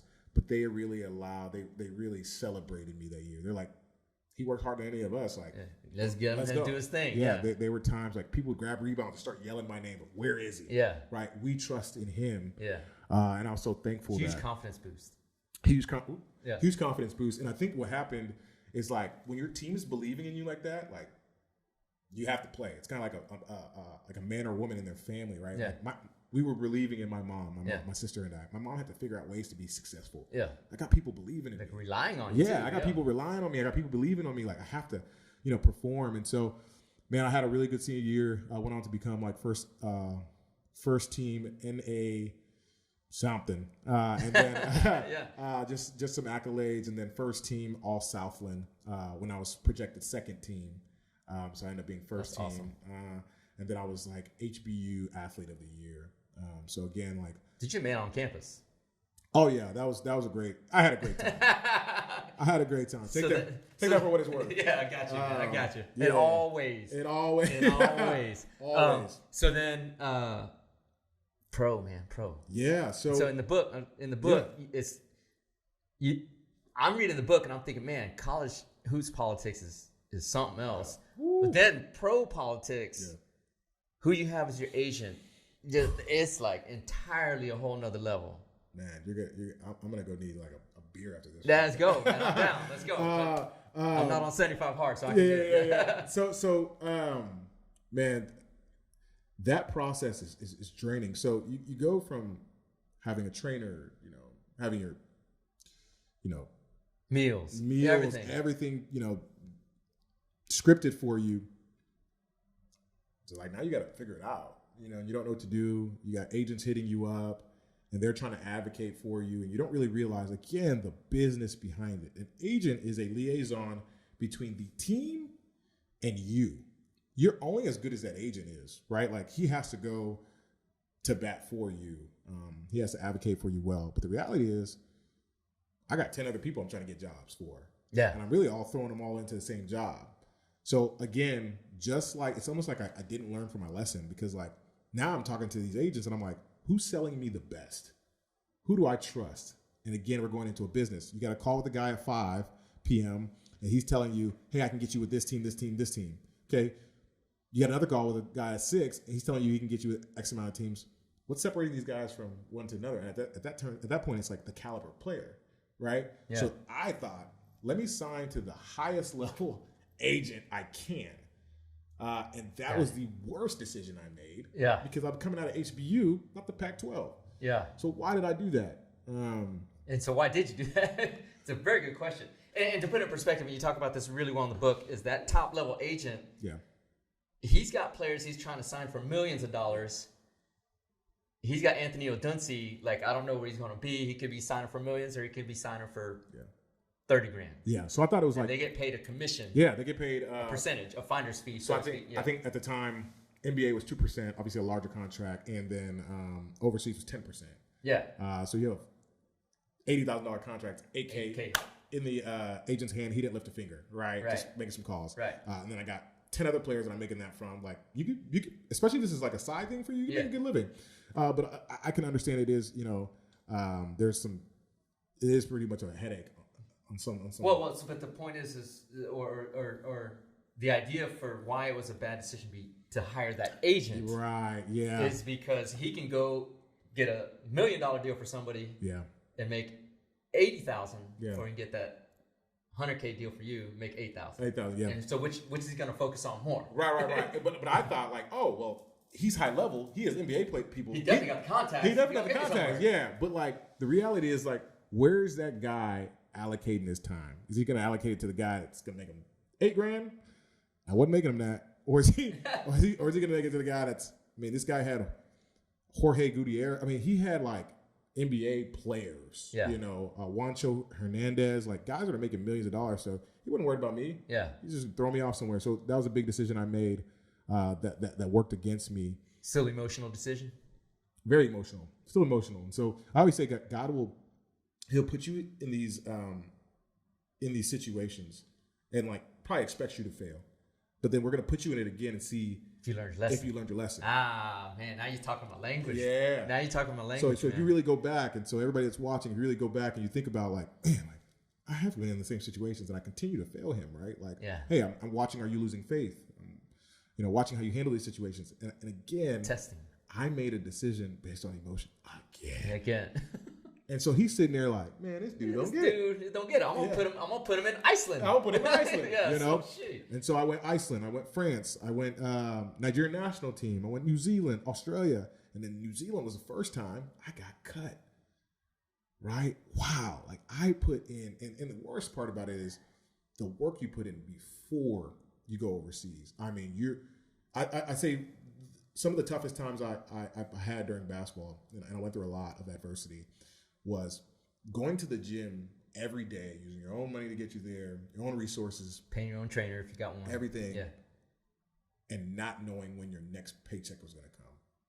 The uncertainty of that is what I don't wish on anybody. Yeah. So you bring up a very good point, man, because in the entrepreneurship world, you can put in tons and tons of hours and time and sacrifice, not knowing if the business is going to work. Yeah. Not knowing if you're going to get that big deal, that client, or the next sale, right? So how much was it? And it's in that environment, it's so easy to just say, I give up. Yeah. How did you stay in it mentally, like spiritually, like all in, like I'm going to still put in the time and the work and the faith, that there's something there for me still. So everybody has kind of like their coping mechanism or whatever it is that they do. And I'll sit here before you and everybody that's watching this and tell you, like, I am not where I am today without God. That is first and foremost, most important thing in my life. And he's gotten me through all these situations. That's awesome. And I remember really hard days, man, where I started going not only on Sundays, on Wednesdays, because I think some of those suicidal thoughts were starting to creep back in. Right, he's testing me again. Yeah. Hey, you're hitting a low point. How are you going to react? I'm gonna go to church this time. Yeah. I'm gonna go get my mind right. So two a weeks to church. 2 weeks, yeah. So I went to church twice a week, and I started to like get part-time jobs. That kind of fueled my anxiety a little bit. Kind of, hey, I got some money coming in, but I still wanted to play basketball. Still young. Yeah. I think the hardest part was like, especially from HBU, everybody was expecting me to do something. Oh, yeah. I was drafted to the G League, but I don't know how we even missed that. But I was drafted to the G League. Like, when was the last time a player was drafted to the G League out of Houston Baptist, right? And so everybody's like, oh my gosh, we have this really rock star of a player. He's got to make it. He's got to make it. And so that was kind of weighing on my shoulder. Yeah. Other people's expectations. Did that ever lift off of you, or? Yeah. Just kind of lived, like, It lifted off of me like now. Yeah. but not during then. Yeah. I was just carrying out. And I think that a lot of times, even when you talk about like transitioning out of the Pac-12, transferring and all that stuff, it was like, what image am I like showing? Like, what image am I giving off? How's everybody perceiving me? And I think that's the hardest part. Like in reality, in life, we're always worried about what everybody else thinks. Who cares? Who cares? The reality is they don't care about. They don't care about what I didn't realize it till maybe like 3 years ago. Yeah. Nobody really cares. Nobody cares at all. You're just have this own thought process as if they do, because that's your own ego telling you that they do. But it's a hard lesson to learn. It is. It is. And everything that I went through, like, that's why I shoved it in a book. I'm like, man, if I would have read this when I was in high school, maybe some of these situations that I would have figured it out. 100%. Right? Once again, that book is The Wake Up Call, Anthony Odunsi, Odunsi, best-selling book on Amazon. So click on the link, find it today. But I don't want to glance over the pro part, and then we'll get into exactly how basketball has transitioned to your current position and success. But like, it was the message I got through the pro part. It was a grind. Like, you're not making any money. You're taking odd jobs. I mean, you're going from the highest level to all of a sudden, like, man, what I'm paying for $1,500 a month, you know, overseas, and I don't even know if I get a car or an apartment or what's going on, you know. So like, man, all of that, like, sort of like, just kind of give the audience a sense of, because everybody has this romanticized version. Man, he's a pro player. He must be a celebrity. He's getting autographs everywhere, here, there, and getting paid this, that, and the endorsement sponsors and all that, which to a certain extent is true if you're, absolutely, you know, that high level, super high level. But in your experience, though, you were just like, I remember reading in Iceland, like, you're the only African-American dude in a small town that's freaking 20 degrees below zero. Reykjavik. Reykjavik. Walking to the bar, drinking by yourself. And kind of that, you know what I'm saying? Like, after the game, your teammates don't want to celebrate with you because they got to go home with their families or clean the gym or whatever. So thankful for you, man. You read the book. I love that, man. It's so cool to hear you talk about it, man. That pro life was different. So we'll take you through a quick story, like chain of events. Like, got out of, again, like, had a pro day, was out there with like NBA scouts and everything. I'm like, all right, well, I got to at least get a good overseas job. I think I started to become realistic with myself. I was like, I'm not NBA talent, right? Okay. Like, I'm 6'4". These guys in my position, like 6'6", long, athletic. Hey, I could probably play overseas, and I had a dual citizenship with the Nigerian passport. Drove to Atlanta, go get that. First offer from Spain was 860 euros. Even at dollar for dollar, that's $860. I like 860. Yeah. I just average 20 points. I just said I was shooting and dribbling and top three. This and the other. My body's breaking down. And you told me 860 euros. So I played per week, per month. Who per week, per month? Jeez. And you want me to come home? What am I going to tell my mom? I think that's what I was most for. I was like, man, what am I going to tell my mom? Like, now. I mean, my mom loves me, right? So I'm going across the country. She's like, all right, well, so what are you getting paid? I told her. She's like, you ain't going nowhere for that. You know. Man, we are Nigerian. We work hard. This is what I expect out of you. You know, Nigerians are like, you know, doctor, lawyer. And I wasn't that. And I was like, man, so I turned it down. I was like, not a chance. You know, let's get something better. Now, that hurts the market when you think about it, right? Like, just think about being a business owner. If I can get you for a cheaper price, I'm just gonna go with you, right? You're a first-time player. You haven't proven anything to me. Like, I'm just go with a cheaper person. And so I needed more people to do what I was doing. Was like, hey, what's your self-worth? I was more than 860 euros, so I needed to wait for a better job. Didn't know how to handle it. Didn't have any, like, I was still very structured, but I kind of had no structure. Like, okay, well, now nobody's telling me to report anywhere, so now I have to make my own schedule. And I'm using my own gas. I'm not getting any money. How long is this going to take? And so there would be days where I have like really good workouts at the gym, and I text my agent like, "What's up, man? Like, I'm grinding. What are you doing? You know, you over there trying to get calling me?" my guys for you're not calling. So I ended up getting it was around December. I ended up getting my first offer at Iceland. It was like 1,500 like euros, and they said like people were telling me that was a good offer. I was like nuts. Now the reality of it is, again, coming from an affluent area, I had people just leaving school, graduating from Texas A&M, Clemson, Auburn, 60K jobs. These kids are 22 years old. But I'm the athlete. Walking around. The superstar. You're the superstar. Walking around. And so some of them would be like, man, Anthony's so cool. Like, he's playing in Iceland. I like, man, there's irony in that because I'm broke. I'm broke and I'm risking my body. And so, again, like, I'm very thankful for where I grew up because I was able to see that and experience that. So, again, being a product of the environment is very important. And what you see as an individual and a kid is important because it's hard to obtain something if you never see it. Yeah, it shapes your reality. It shapes my reality. And I got to see people really successful not play basketball. So went to Iceland, had a decent year there. But we talk about, luckily there, English was the English, they did speak, was a part of the curriculum. So that people spoke English there, but it wasn't their first language. Yeah. So there were times my coach would speak in a language and I'd be like, what is he saying? Yeah. Right? Oh my gosh. Extreme. So you got language barriers, you got extreme weather conditions, you're away, you have no community, and you're probably the only black guy until the next team. There's only one import per team. So think about it. I didn't know that. Yeah, there's only one import per team. So you got all these Icelandic dudes, you got one American. Who's the attention going to during the game? Man, I have struggled to figure out how to play the overseas game. Yeah. And so, man, it was an adjustment for sure. A lot of days where I was like, man, what do I do with myself over here? All day, every day. So people thought it was so cool. Man, Anthony's gone. He's in Iceland. Yeah. I was depressed. I was lonely. Again. I was very lonely. And it's important to relay that message because I think there's a false perception in basketball. And I think that's the reason why I wrote the book as well. We need to stop that, right? We need to be honest about what it's like. It's a blessing, yes. And especially for people who make more money there than they probably make in the U.S. For whatever reason. And there are those players. Very minute amount. But for most, that's the kind of money they were looking at. And I was like, hey, it's not worth it for me. But I kept on trying. I was still very young. Bet on myself. My boy told me bet on myself. So that's what I was doing. So I was betting on myself. I did Iceland. Did France 2 months. 2 months stint. Think about it. Think about that. I'm working out by myself. I get a call. I'm at Orange Theory working a job. Right? Because I started getting jobs when I came home. Hey, man, we need you in France by Wednesday. It's Monday. Bye. Told Orange Theory, bye. Later. I don't even think I called. I need to work on my ethics. But I don't even think I called. I'm out of here. Flew over to France. Didn't play well. Like that league was tough. And I just didn't prepare myself well enough. And it's like, hey, you can do all the training you want. You need that 5-on-5 game experience.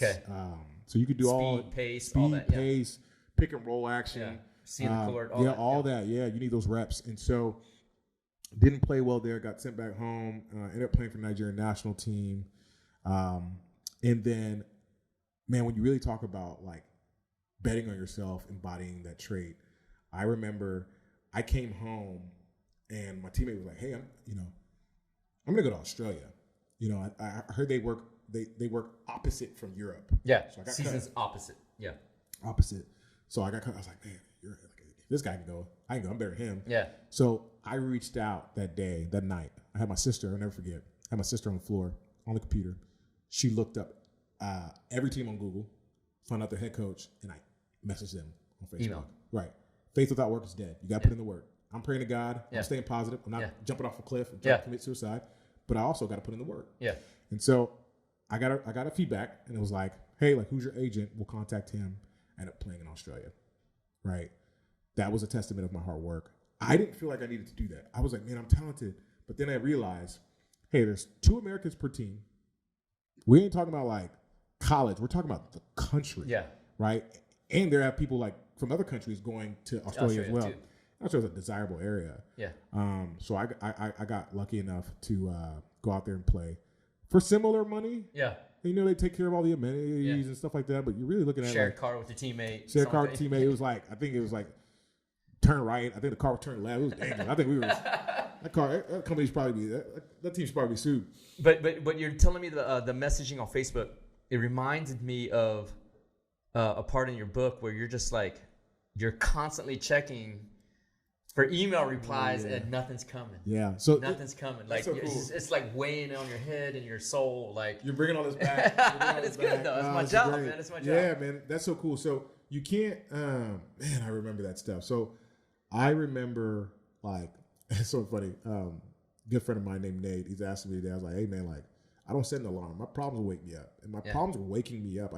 I have a lot of things that I dealt with in my past have now affected me today. And I don't sleep well anymore. And that's because I had so much going through my mind before, checking my email every day in the middle of the night because Europe's obviously time change. And I'm like, did I get a contract? Did my agent hit me up? You're gonna get, because that's how it worked. You'd go to sleep one day, nothing. Next day, hey man, gotta be here. You're going to Greece. You know, it's like that. And so you have to be ready. You have to be like in shape. You're constantly on call. You're constantly on call, and it is the toughest thing that I've had to go through, man. Like as a player and as a person too, for you to just be on call like that. Psychologically draining.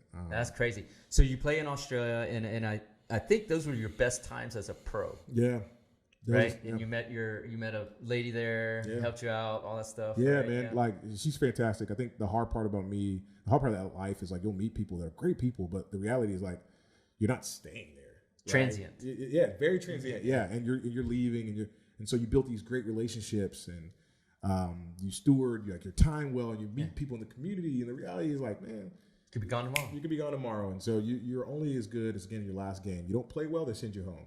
Right, you play well, but you don't get along with your teammates. They will send you home. Right, you get hurt. Bye. You get hurt in overseas. Start packing your bags. They send you home. It is bad, right? And it's not even your fault. Yeah. Right. And so I always said, like, man, if I get sent home, like that's it. So I started playing, and I wasn't really seeing the trajectory. Like, I wasn't seeing my financial trajectory change. I was like, I'm kind of at the same. I get a little bit more of his contract here, but it's not enough. And my friends now have gone from 60 to like 90. Yeah. Like, oh man.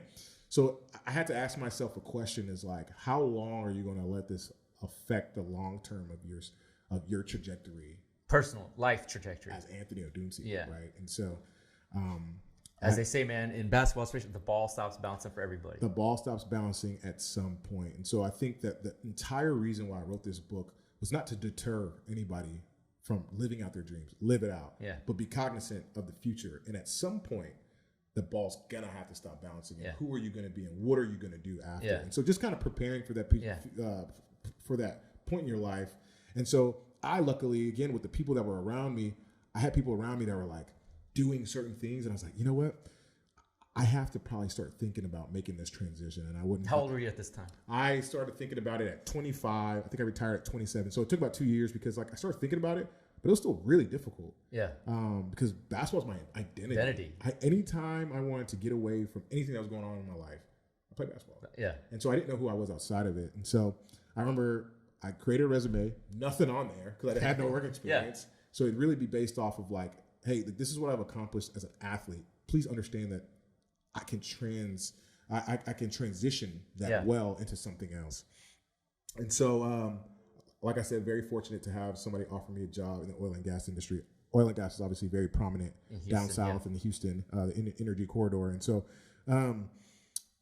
I got an offer that I couldn't refuse. Obviously 6 figures coming out of the gate. I was making like barely 2,500 overseas. Again, it had gone up, but not, dramatically. And so I was like, all right, Ant, like there were days like I'd come home from practice when I knew I was gonna make the transition. Yeah.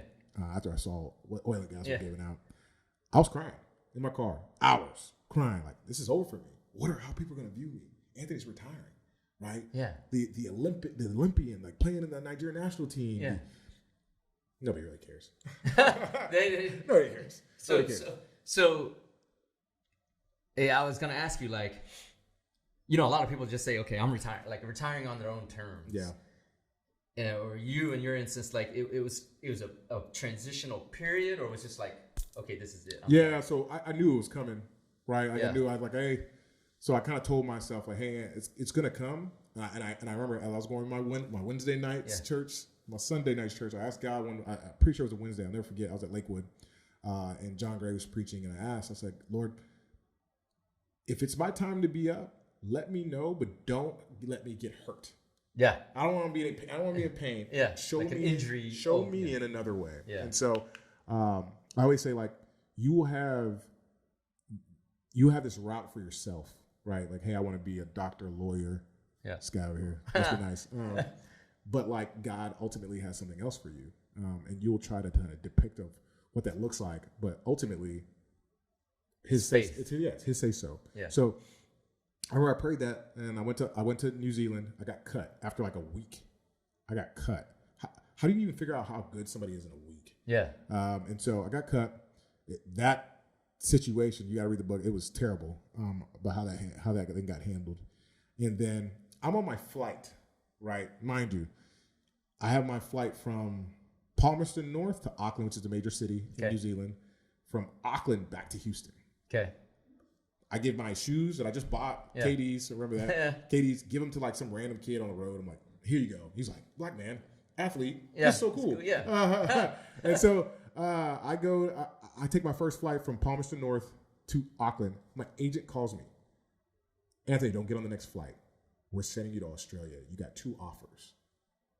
I'm like, what? I just gave away my shoes. Yeah, and so I just gave away my shoes, and I told my, the job, the oil and gas job, I was like, hey man, like, I'm done. Like, I'm about to go, make oil and gas money. I was like, let's push it back. These jobs, they're like, fine, statistic, fine. I was like, I need to go get one more. I need to close this chapter the right way. Okay. This is God manifesting peace and closure for me, and I saw it. You recognized that at the time. I got off a flight and you got 2 offers. I was thinking I was going back to Houston. Yeah. That's God. Yeah. That ain't you. That's God. You just gave away your shoes like, I'm done. And God saying, so I'm going to give you I literally went back to where that my ex-girl was at the time. And the only reason why she's my ex was because I was living there. Yeah, you're leaving. I was in New Zealand. So I went there. I was like, hey, I'm just going to go play next to her, like enjoy it.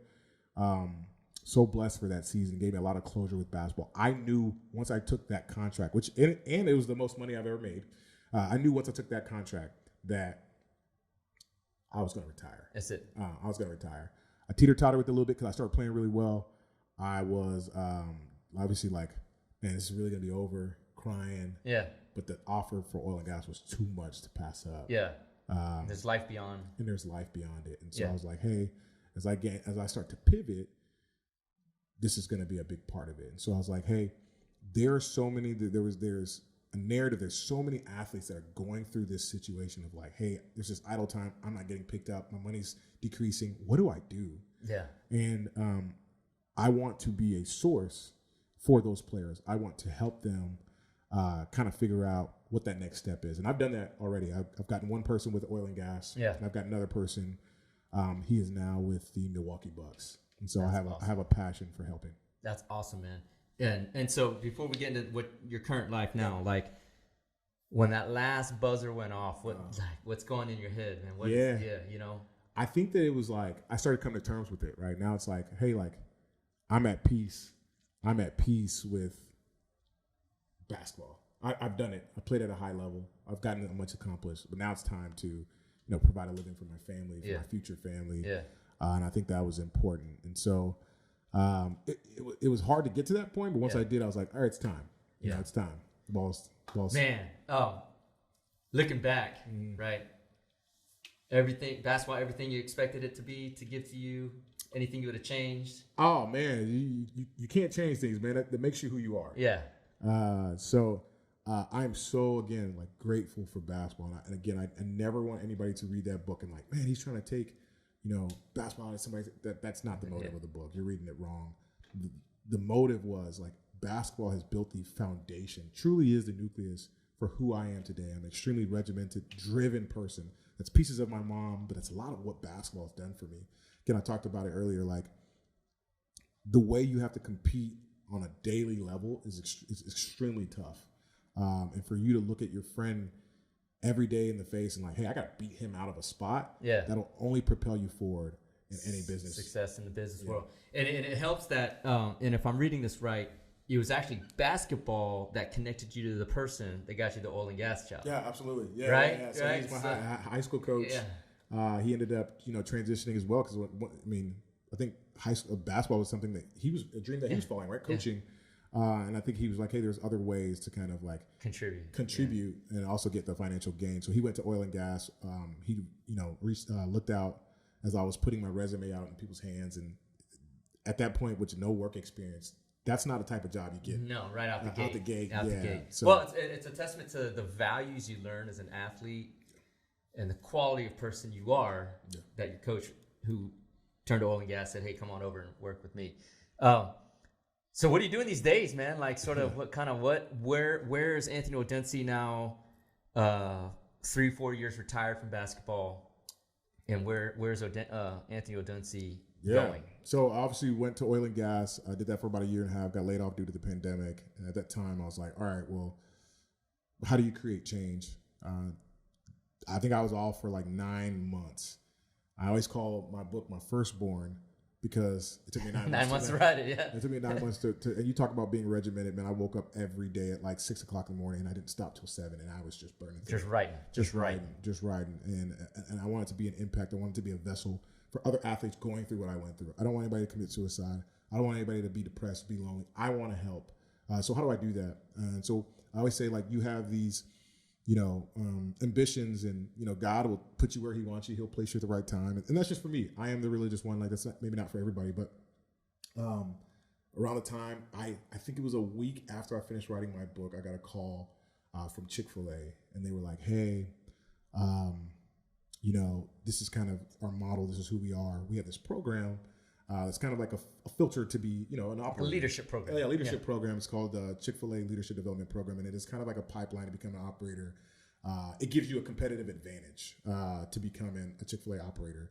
And at the time, I was like, man, I don't know. I was just like kind of hesitant. I didn't know what I wanted to do, and I wanted my next job to be my last job. I wanted a career, not a job. And so I read 2 books about the founder, Truett Cathy, and everything that he embodies was everything my mom was. Oh, wow. And I was like, I'm home. God has brought me home. Wow. Yeah. And so you talking about care, like, that's Chick-fil-A. Yeah. Truly is the most caring company in the world. I'm so thankful that I have been a part of their community. Right now, I am in their leadership development program, hoping to be an aspiring operator where we serve in vacancies where there are not operators. So if an operator retires, relocates, we go in there and serve in the interim. So I have an opportunity to grow my business acumen and run Chick-fil-A stores. That's incredible, man. So what in your life as an athlete, basketball player, has helped you transition into, or you hope to help you transition to a successful, which I see, very successful businessman? Yeah, I think grit. I think if I had to put one word on it, it is grit. Basketball is going to throw you into so many situations, and it'll spit you out. And how are you? If we kick you down, which basketball will, are you going to be able to resurrect and make something of yourself afterwards? And so I was kicked down multiple times, man, but I end up getting more. I ended up getting up more times than I got kicked down. And so I think that grit, the ability to overcome an adverse situation, is what I'm most thankful for in basketball. People oftentimes talk to me about my work ethic. Hey, man, like, you just work harder than we do. It's actually impressive. Like, my friends, and again, you got to watch, obviously, what you put in your body, but also who you put around you, right? Like, who my friends are, the diverse group of people that I've surrounded myself with. They say, like, look at a man's five, 6 people you surround yourself with. Yeah, that'll tell you who a man is, like, or a woman is. Like, that is truly who I am. And so my circle's really tight knit, but they're all very successful people. And so obviously diversifying that has been paramount for me. That's incredible, man. As I read your story, I would add to grit, which I see it in spades, is just faith, man. Yeah. When you had, just faith in yourself, and then things actually turn really well when you put faith in, your spirituality and your religion and all that. Like, that I think that it's been that kind of wind underneath your wings pushing you through, man. Yeah. Right. So, what an incredible story. And ladies and gentlemen, like, The Wake Up Call, Anthony Odunsi, you can find it on Amazon.com. Anywhere else, Barnes & Nobles, anything like that? No, not Barnes & Nobles. You could DM me. Yeah. How do people find you, man? Yeah, so you go to my Instagram at Ant Odunsi, ANTODUNSI. I actually prefer if you purchase it from me, because Amazon takes a wild amount of money. But DM me, and if you want to go just for just privacy situations, like you want to go to Amazon, that's perfectly fine. Yeah. DM me, and I'll be able to take care of you as well. Very cool. Anthony Odunsi, The Wake Up Call.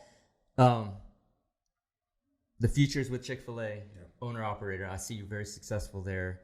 Are you still tied into basketball in any way, looking to get kind of, because you've got a wealth of knowledge, man, not only just in your book, but just in speaking to you about topics not in the book. Yeah. Like, sort of what thoughts do you have staying with the sport, being connected to the sport? So I have been. Are you like a lifetime hooping, dunking on people still, or what? No, I'm definitely not playing anymore. I think I'm, just at peace, just working out and doing my thing. But I think that I do want to give back. I'm traveling around the country right now. I think when I pick a final spot, I think a big part of it's really giving back to a community, and that is the athletic space, and in a form of different facets, right? And so I think one is like the youth and helping them understand the business behind basketball, just how to navigate it. If maybe that's just not filling a void from their parents, it's just like educating their parents on this is what is to come. Right. And then on top of that, it's like also bridging a gap from the athletic space to the corporate world, and that's one I'm really big on, because that's where a lot of depression and not succumbing to the level of excellence that I know a lot of these players can be at. They just don't have the resources, and so I want to be a resource. And so there are some things that I'm hoping to develop in the next couple of years that will allow me to bridge that transition easier. That's wonderful, man. I think a hard part is, people think that to get to that high level of elite performance, they demand perfection from themselves, when we all know that no one's perfect. And it's hard to accept that you're not perfect, because everybody wants to be that way, and you feel like you have to be that way to compete. So I'm sure you had a lot of that, and that relates to the whole depression and all that. So I think that would be an incredible resource to a lot of, as you know, my son's, teenager playing hoops, and it's a lot to that, because there's a lot of pressure. Yeah, absolutely. At a very young age, and a lot of mature issues coming at you at a very young age, and how to deal with that. There's self-inflicted pressure, man. I think that's really what it is. Especially like you talk about your son, like, hey, like, not only what are my friends gonna view about me, how am I gonna view myself, right? Am I letting myself down? And then most importantly, like, am I letting my father and my mom down, right? Because like, you're his biggest fan, he's your biggest fan at the same time. And so I think it's like important for parents to talk to your kids, let them know how proud of them you are, and make sure that you are telling them that, hey, it's not about basketball, it's just about you. It's about you, your happiness, and man, like, you put the game puts so much pressure on you. Don't make it about that, man. Enjoy it, play it for what it's worth. Understand, extract out of basketball what you can. And use it as a vehicle to get to where you need to be. Awesome, man. Any last words for the audience, man? This has been incredible, bro. I appreciate the gift and the blessing of your time and all your insight, bro. Just kind of any last words for man? Yeah, man. I know I said it before, man. I'm very thankful for the people that have been around me, my faith, and the game of basketball. I think I advocate for every athlete out there. If you look at employers and everything that we do nowadays, they seek out athletes, man. Like, hey, those guys are driven. Yeah, driven, competitive, grit, good values, resilience, discipline, integrity, and the list goes on. So thankful for what the game of basketball has done for me. I'm sure athletics does it for anybody. What I went through in my career is very transitional to every sport. So you don't have to be just a basketball player to watch this or to read this. Keep working. Keep grinding. The best is yet to come. Stay positive and stay prayed up. Yeah, and as you heard to say to a good friend of ours, you put in the work, it's going to show. Oh, absolutely. The results going to show. Well, as always, man. To all my guests, I always leave them with a gift. Ooh, appreciate that, man. You're part of the club, man. End-to-end hat. Once again, ladies and gentlemen, Anthony Odunsi, the Wake Up Call. DM him, Ant Odunsi on Instagram. He'll get you a book. If you're a parent of an athlete, I highly recommend it. If you are an athlete yourself, get the book. Even if you're not an athlete, the book has so many lessons to learn that can translate into life in the real world. Very well, easy, worth the read. But here we are, Anthony Odunsi, man, pro basketball player, competed at the highest levels, soon to be huge corporate success with Chick-fil-A. And just all around great guy, man. Thanks for making the time today. It's a blessing to share your time with us. Your story, dude. Lots of love. Always welcome back, man. Appreciate it very much. Appreciate it very much. Thank you so much. Glad to be back very soon with a new episode of End-to-End Podcast. Like I say, this show is done on my dime, my time. The only way we grow is if you share the show, like and follow and subscribe. If your knowledge swole, and I'm sure it did with my guy Anthony here, if your knowledge swole, share the show. That's how we grow. Looking forward to bringing you another episode very, very soon. Thanks for joining in. What's up?